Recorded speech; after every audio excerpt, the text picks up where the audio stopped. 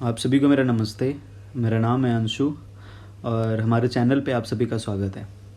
देखिए, एक दो दिन पहले अभी मीडिया के थ्रू ये बहुत ऐसी घटना आई जिसमें कि ये था कि पटना के गंगा घाट पे हज़ारों बच्चे बैठ के पढ़ रहे थे। इस तरीके के धूप में, गर्मी में वहाँ पे बच्चे पढ़ रहे थे और वहाँ पे एक इंजीनियर साहब थे जो ऑन ड्यूटी हैं, जो वर्किंग हैं।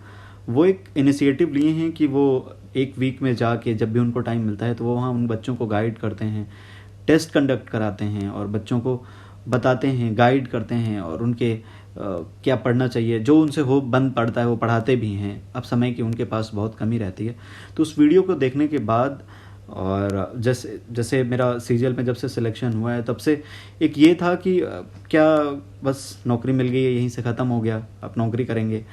तो मेरे दिमाग में आया कि क्यों ना, जब वो इंजीनियर साहब ऐसे कर सकते हैं, जो कि फैमिली भी है, वो काफ़ी उम्र भी है उनके पास और बहुत सारी जिम्मेदारियां भी होंगी, सीनियर हैं, तो गवर्नमेंट जॉब है या प्राइवेट जॉब है उसका भी बड़ा प्रेशर रहता है। उसके बाद भी वो वीक में 1 दिन निकालते हैं, 2 दिन निकालते हैं, 3 दिन निकालते हैं और बच्चों को जाके मोटिवेट करते हैं, उनको पढ़ाते हैं, फिर उनके लिए टेस्ट कंडक्ट कराते हैं और एक माहौल तैयार करते हैं कि बच्चे कैसे जाके गवर्नमेंट एग्ज़ाम्स में सेलेक्ट हो सकें।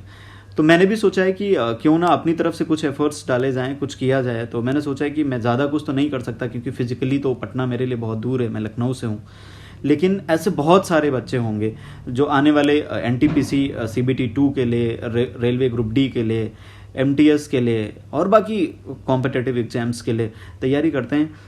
तो जैसे मैथ्स तो मैं पढ़ा ही रहा हूँ और मैंने एक चीज़ और सोची है कि मैं एक पेपर सॉल्व करवा देता हूँ, रीजनिंग पढ़ा देता हूँ। बेसिकली मेरा मन ये था कि रीजनिंग को लेकर आप लोगों को रहता है कि रीजनिंग पढ़ते भी नहीं है और ये रहता है कि कहाँ से करें। तो मैं सोच रहा था कि जैसे रेलवे के एग्जाम्स हैं या एसएससी के एग्जाम्स में, इनके रीजनिंग के पेपर्स को सॉल्व करा देते हैं। कुछ और कराना पॉसिबल नहीं होगा अभी हमारी तरफ से क्योंकि उसके लिए बड़ी टीम चाहिए होती है, बड़ा सेटअप चाहिए होता है। लेकिन मैं ये चाहता हूँ कि जो पेपर्स हैं पुराने, जो 2018 में जैसे रेलवे ग्रुप डी ने इतनी शिफ्ट कराई थी, फिर एनटीपीसी ने इतनी शिफ्ट कराई थी, उनकी रीजनिंग है, और एसएससी के बहुत सारे एग्जाम्स होते हैं उनमें रीजनिंग अच्छी पूछता है और सबको टीसीएस कंडक्ट कराता है। बड़ी चीज़ तो ये है कि इन सभी एग्जाम्स को टीसीएस कंडक्ट कराता है। तो मैं चाह रहा था कि इन सभी के पेपर्स की रीजनिंग के पेपर वाइज सॉल्व करा देते हैं, ठीक है ना। जैसे मैं थोड़ा सा इंट्रोडक्शन दे देता हूँ उस बारे में कि क्या कैसे क्या चलता है। मैं थोड़ा सा आपको छोटा कर लेता हूँ। ये मेरी तरफ से छोटा सा ट्रिब्यूट है, जितना मैं कर सकता हूँ उतना मैं करूँगा, ठीक है। कि ये थोड़ा सा मेरे बारे में जानकारी आप ले सकते हैं कि सीजीएल के थ्रू जब से सिलेक्ट हुए हैं तब से ये मन में था ही कि क्या नौकरी करेंगे बस ऐसे, लेकिन कुछ कर नहीं पा रहे थे। लेकिन अभी मैंने ये सोचा है कि एक तो ये चित्र देखने के बाद हमारी एकदम से ये लग रहा था कि बहुत सारे ऐसे लोग हैं जिनको डायरेक्शन की ज़रूरत है प्रॉपर, जब हम भी तैयारी कर रहे थे, क्योंकि हमने भी ये सभी एग्ज़ाम्स दिए हैं। भले ज्वाइन नहीं किया था, रेलवे के एग्ज़ाम ज्वाइन भी किया था, उसके बाद छोड़ दिया था क्योंकि एसएससी सीजीएल करना था। तो लेकिन हम ये चाहते हैं कि हम गाइड करने के लायक यदि भगवान ने सक्षम बनाया तो मैं अपनी तरफ से करता हूँ, जितना करता हूँ। मतलब ये नहीं कि बहुत बड़ा टीचर हूँ मैं, लेकिन पेपर को सॉल्व करवा देता हूँ और बच्चों के लिए जितना हो सकता है मैं अपने एफर्ट्स डाल सकता हूँ। बाकी फिर आपको करना तो मेहनत अल्टीमेटली आपको ही है ना, ठीक है। तो मैं कुछ जानकारी दे देता हूँ। जैसे इसमें कुछ चीज़ें होती हैं, मैं आपको बताऊँ कि जैसे ग्रुप डी में बताएं तो इसमें होता है 35 और 30, शायद ऐसा ही होता है। तो ये रीजनिंग हो गई, मैथ्स हो गई और जीएस।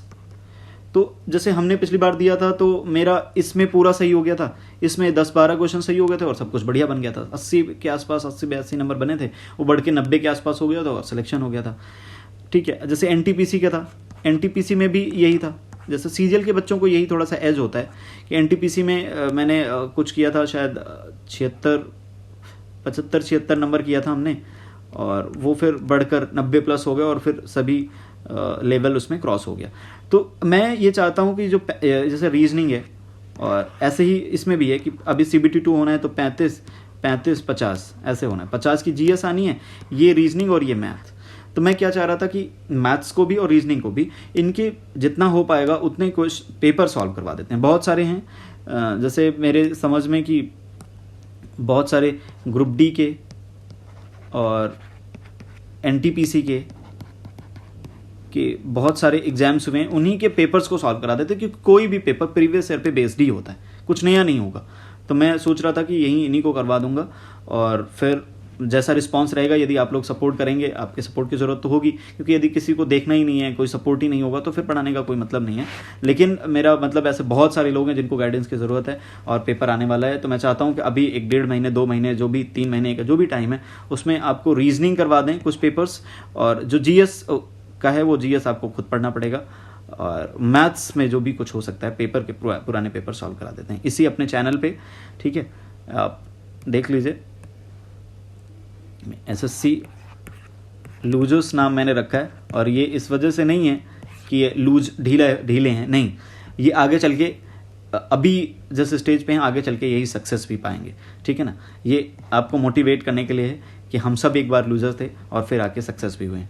ठीक है, तो इतना ही था हमारी तरफ से, बाकी आपके सपोर्ट की ज़रूरत रहेगी, आप लोग हमारा साथ दीजिए। हम आपके साथ अगले 2-3 महीने, जब तक ज्वाइनिंग नहीं होती है, 3 से 4 महीने मैथ्स और रीजनिंग